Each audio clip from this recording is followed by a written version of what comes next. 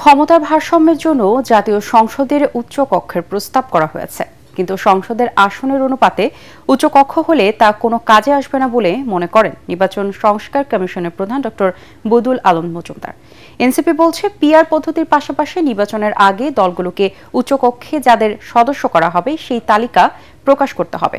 অন্যদিকে ভোটের অনুপাতে আসন বণ্টনের দাবি জানিয়ে ডান ও বাম দলগুলো বলছে, এতে করে উচ্চকক্ষে ছোট দলগুলোর উপস্থিতি বাড়বে। খায়রুল ইসলামের রিপোর্ট। জাতীয় সংসদের উচ্চকক্ষকে ভোটের অনুপাতে আসন বণ্টন কতটুকু যুক্তিসঙ্গত তা নিয়েই এই আলোচনা। মাতৃভাষা ইনস্টিটিউটে নাগরিক কোয়ালিশন আয়োজিত এই আলোচনায় অংশ নেন নির্বাচন সংস্কার কমিশনের প্রধান ডক্টর বদিউল আলম মজুমদার সহ জাতীয় নাগরিক পার্টি, এবি পার্টি, ইসলামিক আন্দোলন সহ বিভিন্ন রাজনৈতিক দলের নেতারা। ক্ষমতার ভারসাম্য আনতে জাতীয় সংসদে উচ্চকক্ষ প্রতিষ্ঠা করার পক্ষে মত দেন বেশ কয়েকটি দলের নেতারা। আমরা যদি সত্যিকার অর্থে জনগণের বাংলাদেশে ক্ষমতার কাঠামোর একটা ভারসাম্য এবং জবাবদিহি আনার প্রয়োজনীয় অপরিহার্য যেই সমস্ত সংস্কার, সেগুলো যদি পিপলের কাছে নিয়ে যেতে পারি, ইলেকশনের চেহারাও বদলে যেতে পারে।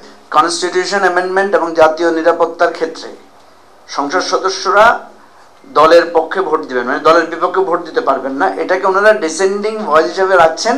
দুইবারের বেশি প্রধানমন্ত্রী পদে কেউ থাকতে পারবে না, যেটা আমাদের দলে আমরা বলছি দুইবার বেশি কেউ প্রেসিডেন্ট থাকতে পারবে না। এখন এনসিপি নতুন দল গঠন করেছে, তারাও বলছে। সুতরাং তরুণরা কিন্তু এরকম অ্যাডভান্স চিন্তা করছে, যে চিন্তা মানুষকে আকর্ষণ করছে।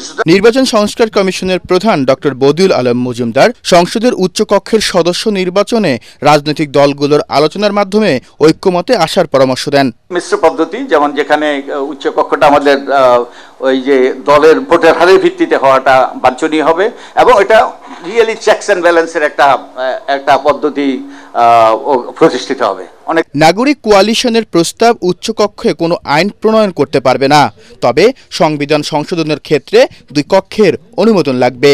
খায়রুল ইসলাম, এটিএন বাংলা, ঢাকা।